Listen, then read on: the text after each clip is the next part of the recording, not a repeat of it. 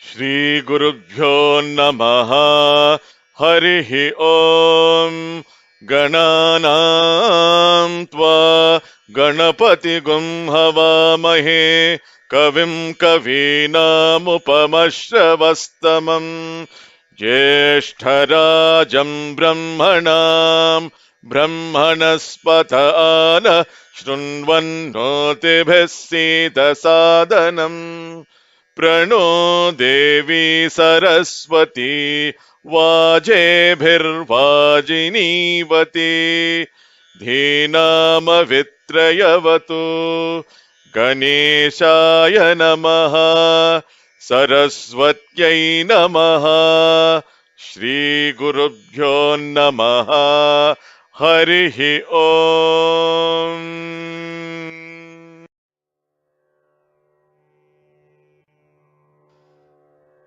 Om Shri Sai Ram.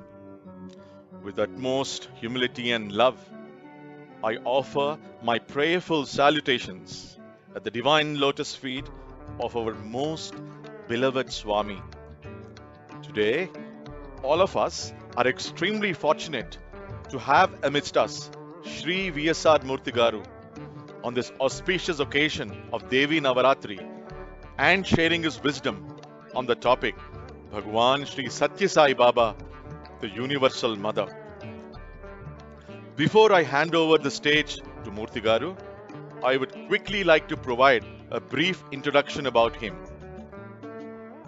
V.S.R Moorthy garu is an oil technologist of international reputation. He is well known for his brilliant eloquence, especially in the Telugu language, having delivered hundreds of talks in India and abroad. This talk, however, for a change, would be in English. Mr. V.S.R Moorthy garu is a regular guest speaker on a number of TV channels and in All India Radio, expounding on science and spirituality. He is also an academic council member of the Institute of Scientific Research on the Vedas, established in 2005 in Hyderabad. He was also one of the keynote speakers in the inauguration of RadioSai studios in Tirupati and in Shivam. Mr. V.S.R Moorthy garu relentlessly worked for eradication of child labor system. Mr. Moorthy garu has authored many books on spirituality, deliberating on philosophies of Sri Adi Sankara, Sri Ramana Maharshi, and Srimati Jillelu Mudamma garu, and our Bhagawan, Sri Sathya Sai Baba Varu. An ardent devotee of Bhagawan since 1962, when Moorthy garu was just 18 years old, Bhagawan fondly called him a spiritual scientist. I know all of us are excited to see him and hear from him firsthand. Over to you, Mr. Moorthy garu. Sai Ram.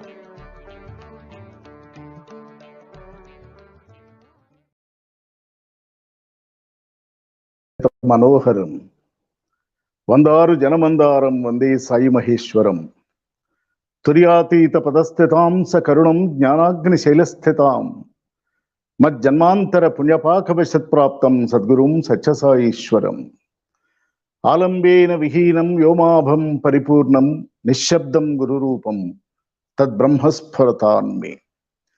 Salutations and pranams at the lotus feet of our beloved Bhagavan, Sri Sathya Sai Baba, whom we fondly call Swami. It is in fact a great occasion for all of us to share our thoughts on Indian spirituality during these 9 days, sacred days that are segregated from the other 365 days, to have an introspection and to understand one's own self. It is a great opportunity bestowed upon all of us. When this program was conceived and thought to be, none of us know that this today is very, very important day. Of the 9 days, the second day is more particular, prominent, and also significant for one reason. Today, the universal mother or the supreme mother appears as Jagat Janani or Bala Tripura Sundari. What a beautiful coincidence. Coincidence is a small word. It is providential. No, it is in fact designed and it is getting executed by our beloved Bhagawan. It's because we are also going to talk about the universal mother and its various dynamics and dimensions. I'm very happy. In fact, I was supposed to be in Australia this afternoon. Somehow, it happened that you are there and I am here, yet we are connected, all because of Swami's grace. Today, we speak about the aspects of mother. Mothers are various and there are a plenty. One, the biological mother who gives birth, who is a cause to bear this in her womb for continuous 9 months and help us in getting out into the world to lead a pious and purposeful life. Biological mother is topmost and physically visible. She can be, need not be perceived through intellect, but she can be seen, touched and experienced at one level, that is called physical level. Nothing stops at physical level. It is much beyond physical. Then it is metaphysical, where your intellect plays an important role to understand the very intricacies of motherhood and all. Then finally, you have a spiritual mother whom we have to one day get in touch with and experience it very internally and make the external life more beautiful and more successful, purposeful, and also meaningful. In this background, let us deal with the Supreme Mother. And who is that? Sanjhakalika Sanjhasayanika Vagaram Bhavajjalpatam Ambayaha Mukhamantape Prachalatam Ghantaravanam Sakha Vayurmam Sprushati Pratikshana Navonmeshan Mirat Sukhaha Matur Bhakta Ganaha Parasparamidam Sauhardama Chinvate. This is the invocation to Parashakti, invocation to the Supreme Mother. In these hours of beauty, in these hours of serenity and tranquility, in these hours of aloofness, in these hours of internal yoga, I bow my head before the Mother who is responsible for the conduct of this world and beyond. The moment I think of such mother or that mother, cool breeze touches my inner core. I am awakened, and it is every time beautiful, everything it is new. The experience never gets old. It returns newer, newer, and newer. In the presence of such great mother, let us all join together and speak about her glory, experience her internally in relation to Shastras, especially of Adi Shankara's works. Let us all come together and to be part of the Vasudhaika Kutumbakam. We have to create an entire world where we have to encompass the caste, color, creed, etc. I remember very vividly when Swami declared to the world, I am not a yogi, I am not a bhogi, I am neither, I am either. I am a child among children, I am very elderly among the elders, and I am a woman among women. This is what Swami declared unequivocally. These thoughts come to my mind right now for one reason. Swami is that mother. During his sojourn on this planet Earth, he encompassed the region, the country, the continent, the islands, and many other vast countries, and brought the entire world unto one umbrella called the umbrella of Sai, where we don't have any discriminations. We have no divisions, we have only visions. We have no confusion, we have only fusion. Here comes how Sathya Sai in the male form can be called the universal mother. If you see him in the human form, especially in the male form, it is natural to occur. That is indeed a contradiction. But I would like to say, Swami declared there will be only 3 Sai avatars. The first being Shirdi Sai, which is 100% masculine. The second, me, it is both masculine and feminine, that is Shiva Shakti Atmaka. The third is only energy, that is Prema Sai. So we will have only Sai 3, only 3 Sai forms, no fourth one. This is all according to Swami's declaration.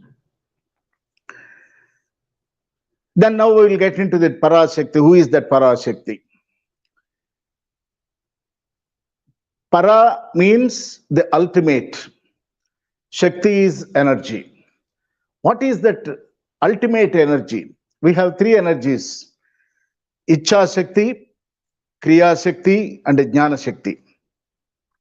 There must be somebody else to control all these factors, and that is called Parashakti. Parashakti, though it is there an undercurrent in all the yugas like Krita, Treta, Dwapara, in Kali Yuga, this Parashakti is not an undercurrent, but it is an upper current. This is because we have 3 executives. One is Brahma, the creator, the Vishnu, the sustainer, the Shiva, who is the destroyer or liquidator, whatever we call. But for all the 3, Brahma has no occasion, no role to adorn a human form and come into this world and be with the world. So he has no avatars. Shiva also has no occasion to come in the complete human form. But he came occasionally, whenever Lord Vishnu, when he came into the world, during the process of his sojourn, when certain difficulties were arising at that time, he also manifested himself, and finally he aided Lord Vishnu. That is what Purana says. So who is to come here as an avatar? Only Lord Vishnu has to come. He has to do around 22 avatars, of which 21 have been already completed by the time Kali Yuga started. The 22nd, the last avatar will come only at the end of Kali Yuga. That is, from now, another 4,18,000 years. Then only Kalki will come. So we don't know. Let us leave it to the posterity and see whether it will happen or not. We are not sure. Of all the 21 avatars, only 10 avatars have come in the human form. Because they have to communicate, they have to awaken the mankind, they have to teach, preach, and practice, and make the man much better, and finally get into the godhood or the Atma Kshetra, the field of the soul or the self. So, of which all the 10 are over. Then, in the cosmic plane, a deliberation took place. Now, who has to go into this world and take an avatar? Avatars are many. So many aspects of avatars are there. They are from mini, that is micro, to macro. That has no relevance now to discuss. So I would like to say, Vishnu has completed his portion. Brahma has no portion at all.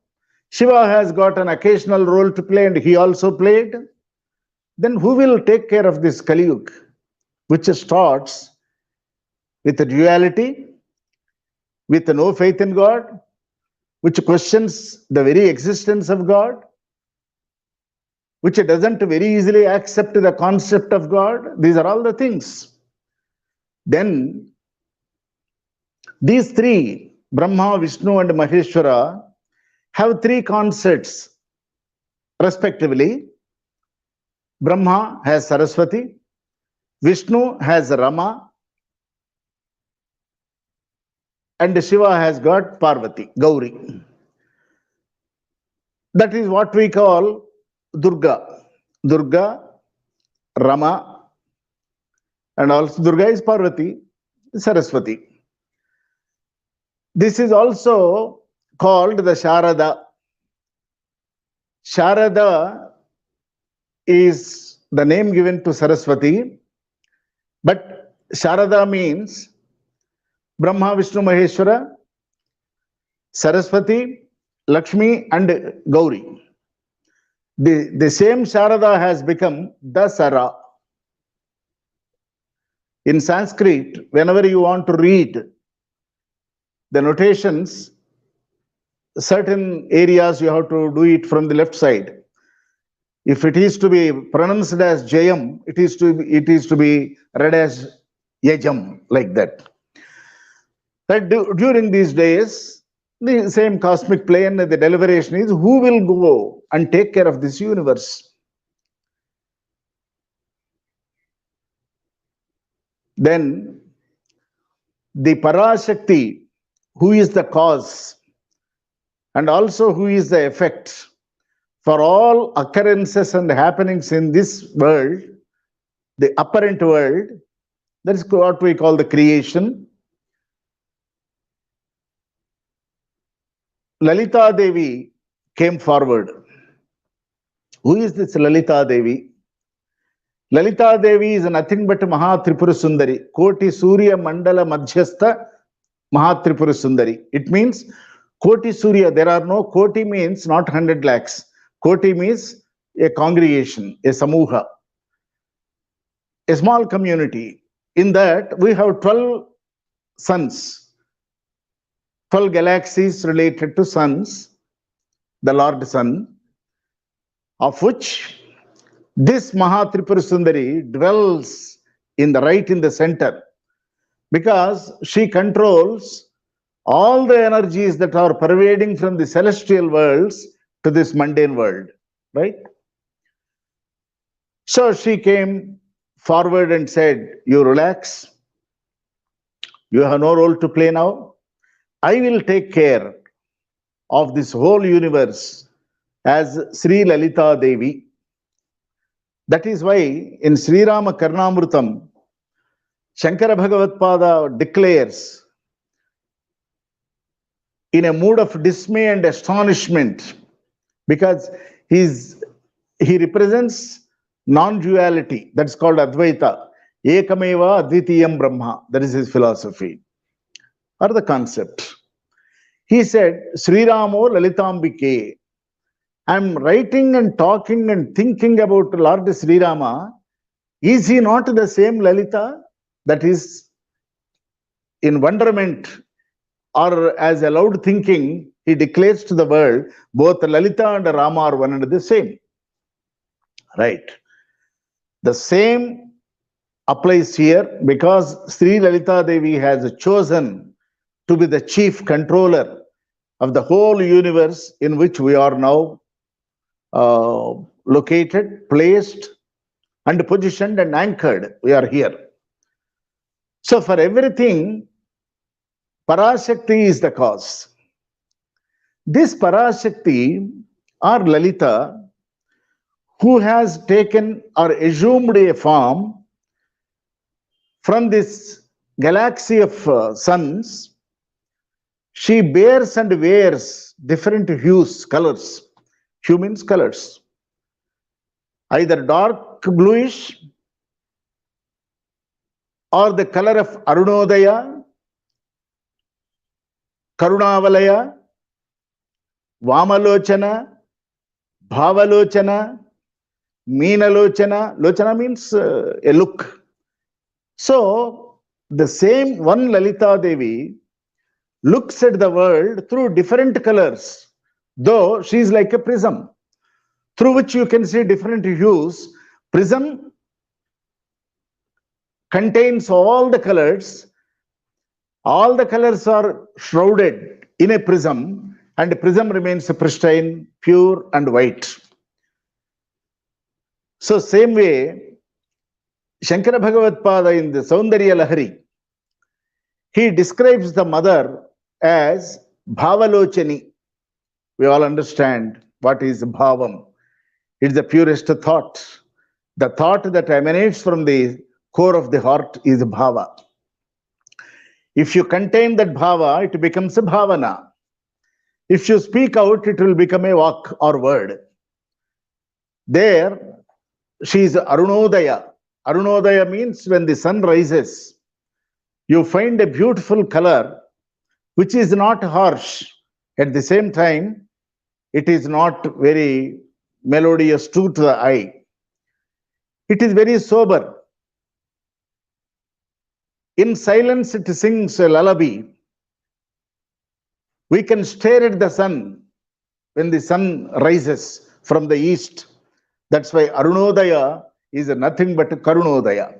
There is a complete compassion, overwhelming compassion the mother has. Then Meenalochani, her eyes are like that of fish in shape, apparently. But if you see the intricacy of the explanation, the fish releases the eggs onto the waters. The eggs, because of their light weight, they float on the waters. The fish doesn't move at all, but it tracks the very movement of the eggs, in which direction they are all going. And it continues to watch till these eggs become the smaller fishes. So the mother, the universal mother or the Parashakti, doesn't just leave us. It doesn't just give us a body and say, go into the world. She keeps a guard on our moments, our thoughts, our talks, our deliberations, our actions, and everything, whatever we do on this planet Earth, till we close our eyes. So from beginning, the moment we enter into the womb of the mother, till you reach the Samadhi, who is guarding and guiding and gliding along with you is none other than the Parashakti. Without Parashakti, the Atma is not sensitized. Without Parashakti, the mind is not activated. Without Parashakti, all the limbs in our body, they don't get into any action. So for everything, the primary cause is the mother, Parashakti. This Parashakti in Mantra Shastra bears one name called Uma, U-M-A, Uma, in English also. In Sanskrit, it is Akarokara Makara Yuktamagu Onkara Abhidhanamu. Akara plus Ukara plus Makara is equal to Onkara. That is Pranava. That Pranava is a sound. In Dakshinamurti, the left portion of this Parashakti Gauri is full of energy. It acts and activates. Whereas the right side, Dakshinamurti, is silent. It's a Mauna. It is a combination of science and silence and sound. We are also like that. Now I am talking, all others are silent. When I don't speak, everybody will become, they start talking and it becomes a sound. But these two, they go coexist, they go together, they go hand in hand to accomplish one task of understand the very intricacy of this Parashakti. So this Parashakti, where is this? The moment we say God, we lift our right hand and show to the sky and Parashakti, God is there. God is not there. He is not at the at your below or at your back. God is everywhere. I deliberately don't use God because here it is not God. God is a concept. That part I will talk to you later. There is a difference between God and other aspects. Right. This Parashakti, when it infuses some life into your body, you will become pranic. You will also bear a body and wear a body also. Come out of the mother's womb. Then you start understanding the whole nature around you on your own with a little assistance from the parents around. Finally, when you are on your own, you think that you are much bigger, greater, more intellectual, etc. These all come out because we don't understand the very nature. See, here in spiritual parlance, we use two words, Atma and Anatma. Atma is yet to be found. Anatma is already found. What is that Anatma? Nature. Nature is Prakriti, environment. The entire thing that is all around you is a Prakriti. Kriti is Atma. It is there, some doer. The doer is indweller within you. So this is one way of understanding the Parashakti. So summing up, Parashakti is none other than you. You are the Parashakti. You contain that Parashakti element in you. It only degree varies, that's all.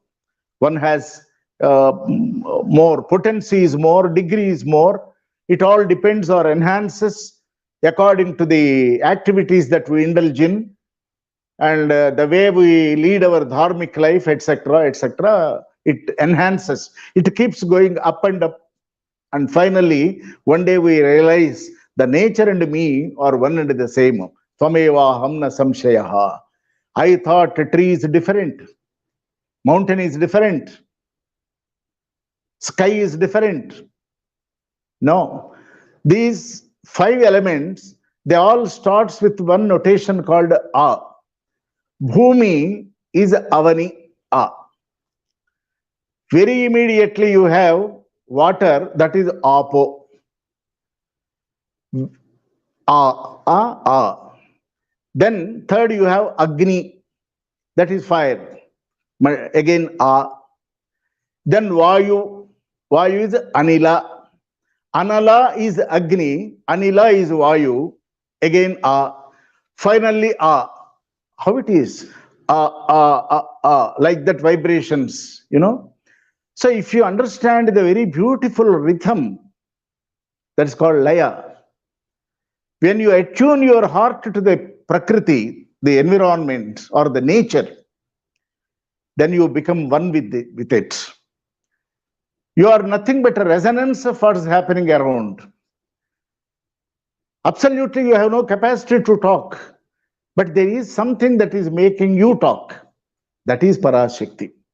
On our own, we cannot talk. On our own, we cannot think. On our own, we cannot deliberate. We cannot discuss. But there is some primordial force within all of us, from Pipilika, that is the ant, to Parabrahma, Shiva. The potency of consciousness, somewhere it is slowly awakened, somewhere it is instantly awakened, some places it is constantly awakened, and in human, it goes step by step. Suddenly it doesn't happen because he has to understand the very intricacies and very depths and dynamics and dimensions of the five elements and try to live with it. Is it that all the five elements are outside us? Is this Tripura Sundari, the mother, outside us? No. All the five are within us again. How? Your body is Bhumi, that is Avani.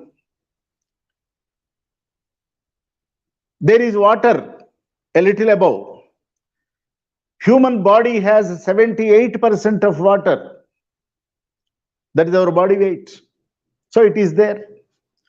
If there is a variation, we get dehydrated. So a balancing act is there. Then Agni, that is fire. Aham Vaishwanaro Bhutva Praninam Dehamashritaha Pranapana Samayuktah Pachamyannam Chaturvidham. Aham Vaishwanara. Vaishwanara means Vaishwanara is Vishwasuhu. Vishwasu is the one that has emanated from the Sat. So we belong to that. That's why Lord Krishna in Bhagavad Gita, he declared, Mamayavamsho, you are all my amshas, my aspects. You are no different from me. You are thinking that I am Krishna and you are somebody else. No, we are all one and the same. Then Vayu, that's air. Air is all pervading. Without air, there is no lifeline. The moment we fail to breathe, the moment we cannot breathe out, you are declared dead. So there is a beautiful balancing act of the fourth element within us, and there is Akasha. Akasha is space that is within us. That is the Dahara Akasha, that is the Chitta Akasha, that Purna Akasha. So many aspects of Akasha. The emptiness is also within us. At the same time, as we are very empty, we are also full. Purnamadaha Purnavidam, right? So if we try to understand all these aspects only, then you can understand what is that Parashakti. Shankara Bhagavad Pada, he used a lot of colors as attributes to the mother, Parashakti. I told you already, blue. Gauri is a Gaura. Gaura is our wheat color. Parvati, when you call her Parvati, she is black. Shiva is white. Why he chose all these colors? You understand your mother in many a hue. That is very, very important. Mother is not just a source for our birth. Mother is our culture. Mother is responsible. Vakpatutvancha. The moment you start speaking very eloquently with a modulation diction, it is not your capacity. You must have improved upon, but it is granted by your mother. Please remember. Whether it is walk, whether it is a word, whether it is a deed, whether it is a thought, it all emanates from the source called mother. Here the mother, I am not referring to the biological mother, I am referring to Parashakti. That's why universal mother is only one, whether he is a Christian, whether he is a Muslim, whether he is a Hindu, Zoroastrian, Buddhist, whether he is a believer in God and non-believer in God, for everything, the mother's affection is the same at all levels. If we have an open mind to understand the concept of mother. So the mother, Parashakti, who has assumed the form of Lalita, came into the world to sustain the world, to make them very orderly, to make them very disciplined, to make them undergo all the paths of karma and to get rid of all karmic effects and get into the cosmic effect of self-realization. So, Parashakti doesn't mean very kind. We can't say Karunamayi, no. At times she will force us to undergo a lot of difficulties, unsurmountable difficulties, unfathomable secrets and all. These are all the things that are there around. But every stage, we cross the hurdles and say, yes, I came out of that. Simply you will say, I came out of that. You have not come out of that, neither you have gone into it. You are put inside and you are brought outside. In between, you are experiencing the thrust of difficulty. You are also undergoing the crux of difficulty. You also know what is the hardship and all. Then the karmic effects will slowly be going out of your body, because your body bears that what Bhagawan Sathya Sai says, Kantamuna karma mala. We all are wearing one mala, one garland of our karmas. One by one, we have to take off the flowers of bad karmas and retain only good karmas to become something pious, pure, pristine, and finally the Atmic. So from the field of atomic field, we have to get into the Atmic field. Here, the Parashakti shows you several seasons. Like now we have lot of rains here. Who asked for the rains? Nobody. Because they are to be given.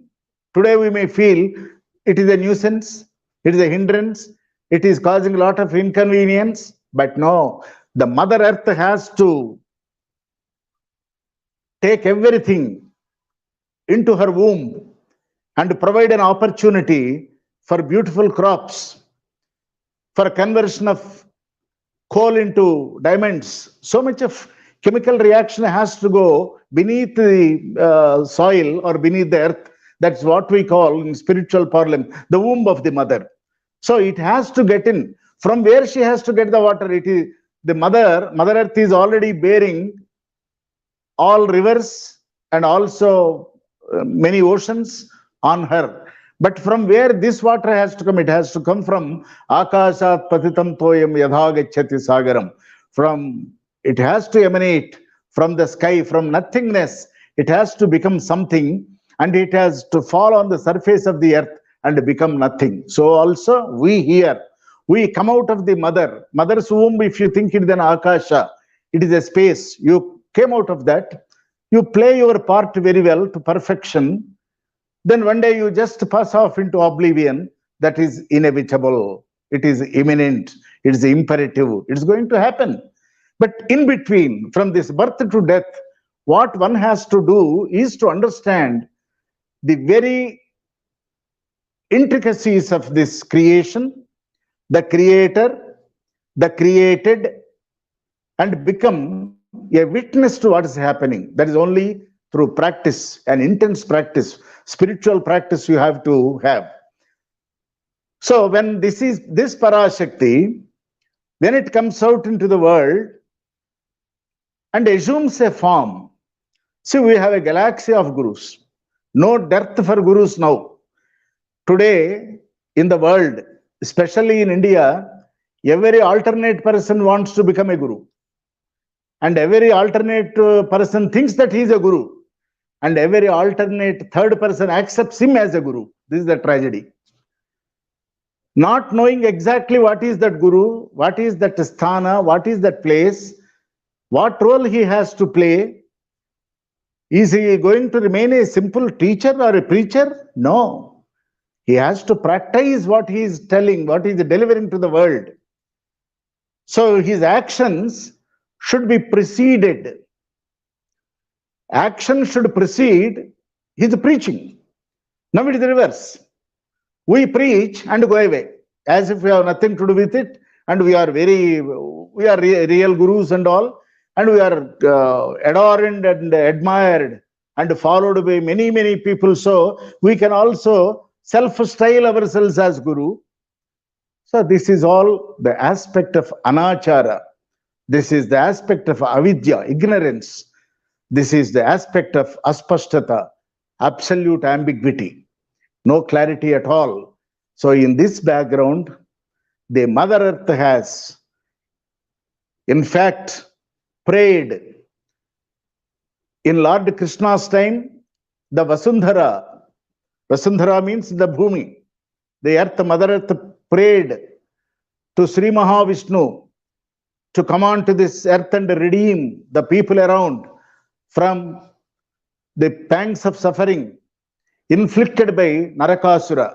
Said, let him be my son, I don't care, please remove him. I can't bear such a bad person. See, that is how she prayed. But here in Kali Yuga, the same Mother Earth must have prayed to Parashakti to come in some form and redeem the people from the clutches of ignorance, innocence, and also arrogance. That is how on November 23rd, 1926, the Parashakti, with the aspect of Shiva, not mere Shiva, it is a Sada Shiva. She has come into this world in the form of Sathya. This Satya is nothing but Sai. Who is this Sai? We know Rama, we know Krishna. Now we also know who is Sai. Shirdi Sai, Satya Sai, then Prema Sai. But is there any real bearing as per Shastra to name an Advent as Sai? Yes, it is. In Mahamantrarnava scripture, there is one thing called Sarvabhyaha, Sarva Sarvabhyaha. His entire thing, he is all powerful. That is called the single syllable, like Om iti ekaksharam Brahma, as Om is denoting the Parabrahma or Brahma. Here the Saha denotes Shiva of the 32 aspects. So Saha plus Ai is mother. Saha plus Ai is Sai. That is why Shiva Shaktiatmaka. Shiva is there to think. Shakti is there to put into practice. I may think, I may plan, I may ponder over, I may schedule, but I may not be in a position to execute. But ever since this particular Sathya Sai came into this world, he declared to the world of what is going to happen, what he was going to do during this avatar. Rama never declared his schedule or program. He said, I will come there as son of Dasharatha. I will live like a very ordinary human being. I will go I will undergo all the sufferings, or I will face all consequences, but I would like to live like a pure human being. But in the case of Krishna, it's not so. Krishna said, no, I will come there, but I will give the declaration at the end. Almost at the end of Dwapar, that is beginning of Mahabharata war, then he declared two ways. Yada yada hi dharmasya glanir bhavati bharata, abhyutharam adharmasya tadatmanam srijamyaham. I have not come right now, or only once now. I have been coming and I continue to come. Whenever the righteousness in the world is declining, I will come at that time. I come there, then how to understand, how to rectify? Paritranaya sadhunam vinashaya cha dushkritam dharma samsthapanardhaya sambhavami yuge yuge. We have only 4 yugas, but according to Sathya Sai, every minute, whenever our upper eyelid goes up and comes down, that is 1 yuga. 1 yuga means 1 kshana, 1 second. Even second is called yuga. Yuga means being in association with, being attuned to, in constant integrated awareness. If we understand our very existence, that is yuga. So Swami, not like Rama and also not like Krishna, he chose his age of 14 and declared to the world, I have come he made a declaration that all Sai devotees know. I don't want to repeat that. So, declaration is easy. Even we can also, so many gurus declare in the world, no? By 2020, India will become a guru. That has been their declaration. I always get a doubt. Are we not gurus 20 years ago? We have been gurus for the last 1,20,000 years. And we will be continuing that post and will be guiding the whole mankind on the path of righteousness, maybe for another few lakhs of years. So this 2020, whether we have become guru or not, Corona has certainly come. So this year has not become a year of guru, but this is an year of, Corona, teaching us indirectly and directly many a good thing, bringing a lot of discipline inside. That is how it has become a guru. Okay, I just say this in a later vein, not to ponder over too much about it. Yes, we are disciplined now. We are deliberating now. Without moving even 1 square inch, 1 inch from the place, we are listening to all things in life with no expenses at all, with no preparations at all. So this is all one aspect of a guru, that is called Bodha Guru. Okay. Then Sathya Sai, the question remains, how he is a universal mother is the question. We know what is physical mother, that is biological mother. What is a foster mother? What is a stepmother? These are all physical. Any woman with a tremendous amount of compassion and absolute pure love towards the other individual is also a mother, because in Indian concept, the woman other than your wife is always a mother. But there is one exception. Sri Ramakrishna Paramahamsa saw Kali in his own wife Sharada Devi. That is one great exception. We can't become that. Not necessary. It happened in his case. So here, the mother aspect is compassion, love, avyaja. There is no reason to love. There is no season to love. The loving is very nature of the aspect.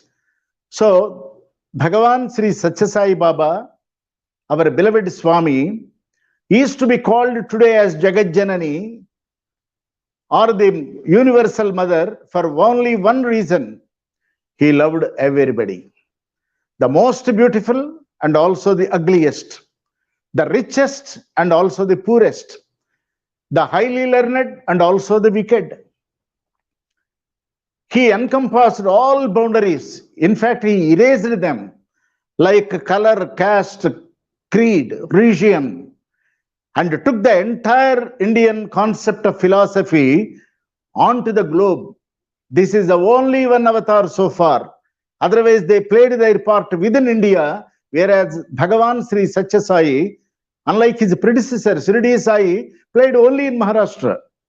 But Bhagavan Sri Sathya Sai, he didn't stir out from Prashantilayam, Puttaparthi, but he sought that whole world came to him, seeking the finer elements of spirituality, experiencing the warmth of the flames that emanate from the spiritual practices, the yogic practices, righteous living. These are all the things that Swami taught, all in utter silence. In his sojourn of 86 years, barring the first 14 years, 72 years, in 72 years, he delivered only 3,824 lectures. That's all. But all on varying aspects. He has not left any subject untouched. That is how he fed like a mother. He took us all into his fold and taught us how to live in this world, how to be useful in this world, how to make your body stronger and healthier. Shariramajyam khalu karma sadhanam, Shariramajyam khalu dharma sadhanam. Take care of your body. Your body alone is the savior till you vacate this body. That is only your companion. That's what Swami declared. Companions come and go, friends come and go, relatives come and go, but your body will not go until the Shwasa evaporates or is evicted from your own body.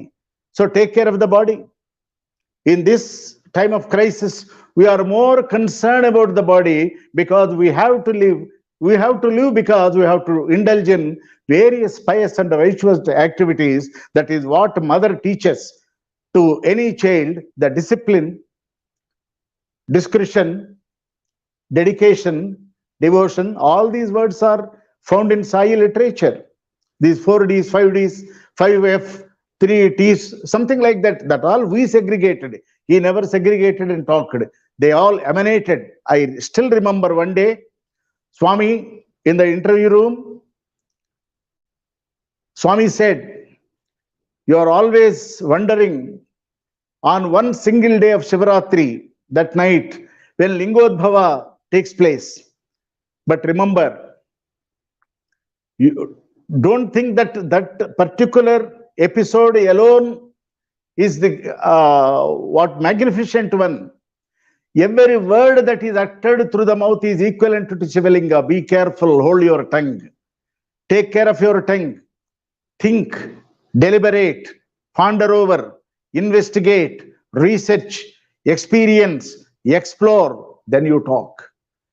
So walk is mother. That's why we call mother tongue. Father tongue, there is no father tongue, mother tongue. The mother gives you everything.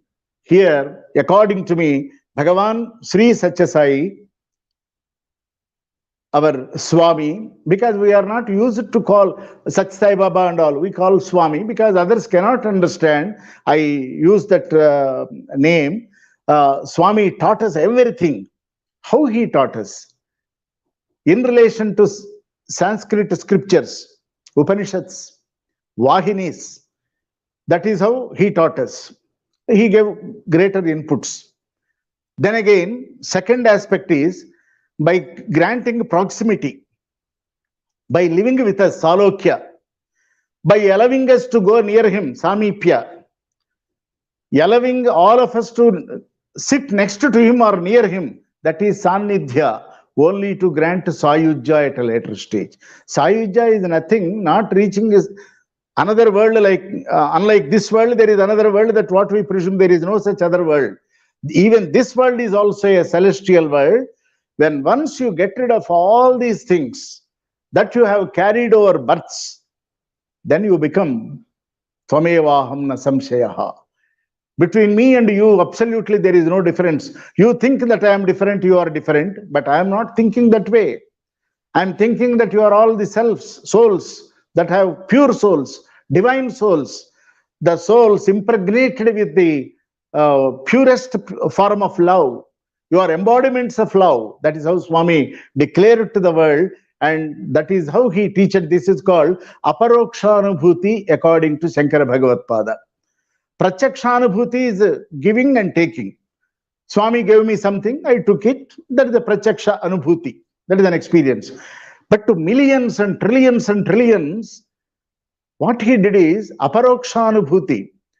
In this world, there are many people who have not seen Swami at all, but they follow him much more sincerely than the people who claim that they have seen Swami. This is the survey, right? So he is all pervading, whether he is form or formless. So mother affection, you see, we live. We turn 80, 90. Mother must have left us some 50 years ago when we were in 40s or 50s. So absolutely there is no contact, physical contact. But whenever there is a pang of suffering, we don't remember God. We remember Amma, the mother. That mother is cause for our existence. But there is another mother called Parashakti who is responsible for our biological mother. So Swami, according to me, Swami is mother. According to me, my mother also belongs to Swami. My mothers all belong to Bhagavan. It means the Parashakti has assumed the form of Sathya Sai Bhagavan. Now, in the very first 5,478, that 78 will remove. let us say 5,400 years of the phase of Kali Yuga, he has assumed the form of Sathya Sai, and he played the role of a mother to man, a woman, the most learned, underprivileged, and he has not left anyone untouched. That pure love he granted, he imparted, he did not shower, he poured on all of us. That's why, since Sathya Sai loved all of us, we all love him. This is nothing but a resonance. We love him because he already loved us. Suppose he doesn't love us, we also don't love him. Because he already loved us, we love him. This is the equation, is the scientific way of approach. This is the deliberation that we have to make within us. Then here, universal mother, you may be belonging to any other faith, any faith, but all faiths culminate in one faith called humanity. That humanity is much, much closer to, human is not closer to divine. Humanity and humility, these two aspects are closer to divinity. If you are humane, you are divine. If you are very humble and great quality of humility at all times, you are in fact divine. That is why we call the Tvavevaham Samshayaha.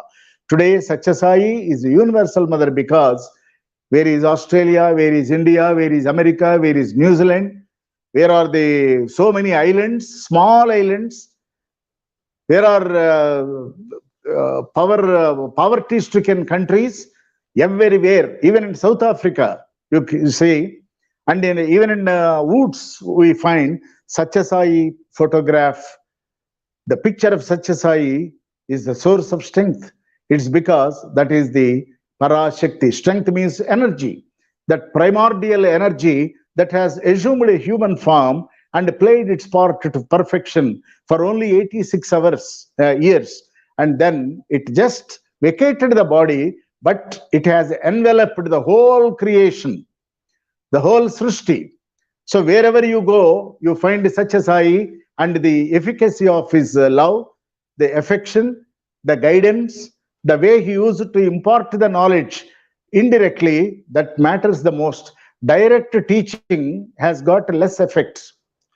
Suppose Swami calls me every day and talks to me for half an hour. It has got a limited effect. He doesn't call me at all, but he gives me all that needed. Then that is more perfect and permanent. This is according to Sankara. Again, I repeat, it is aparokshanubhuti.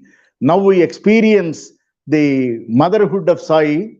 I am not touching the fatherhood at all today because it is Jagat Janani's day. Second day in the 9 days of the Sharan Navaratri, all of the 9 days, this day is related to the mother, the motherly aspect, from where the Parashakti manifests, how Parashakti helps you in quenching your own thirst, in satiating your hunger,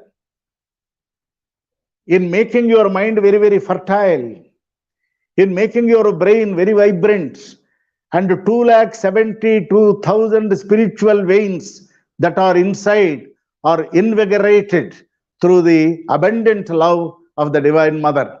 That's why Bhagavan Sri Sathya Sai, the universal mother, we have to understand Swami in that direction. Then fatherhood, that is again almost equal to motherhood. Then he is God, he is Guru, everything. Gurus we already talked. I don't call Swami as Guru and belittle him now.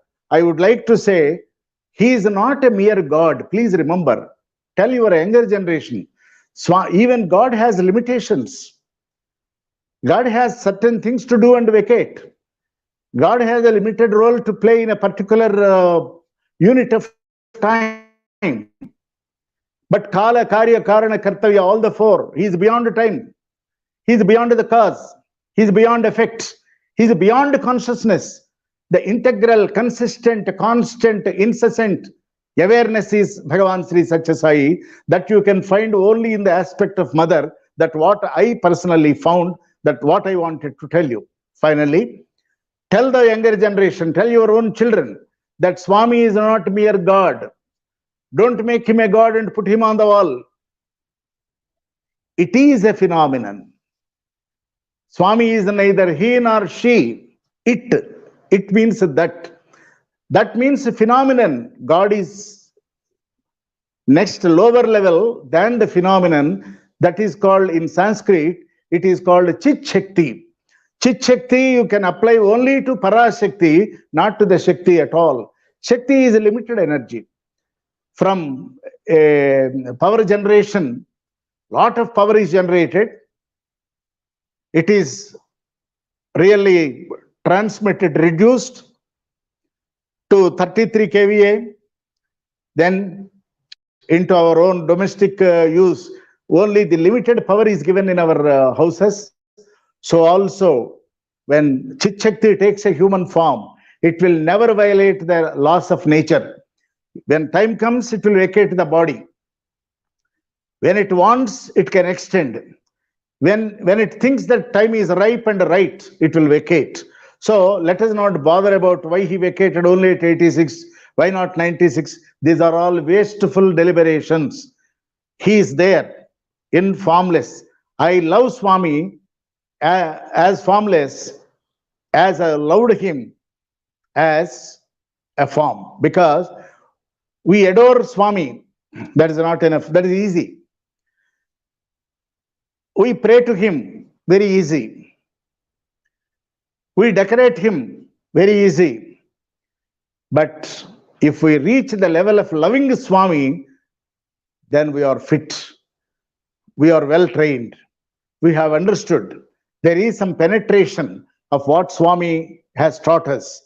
With this, on this beautiful occasion, when Melbourne people, my brothers and sisters, they have resolved to make a small talk today. Within the time given, Swami always says, you may be in a position to talk for 4 hours, but don't do that. Maximum 1 hour, maximum 45 minutes. Bonus is another 10 minutes. So 55 minutes. Within 60th minute, you must vacate. So adhering to the principle and the direction of Bhagavan, I convey my best wishes to all Sai devotees on the globe in general, and all the devotees in particular, Australian devotees in particular.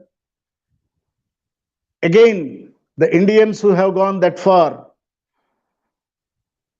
who are living the Sai principles to the best of their ability, let this Parashakti during these 9 days bestow its grace. I don't say her grace, its grace on all of you and all of us, and redeem the world from the pangs of poverty, inequality, untouchability, discrimination, and several negative aspects. Let the light be thrown, and let this be a sunlit path on which we can safely walk and reach our destination, Sai Ram.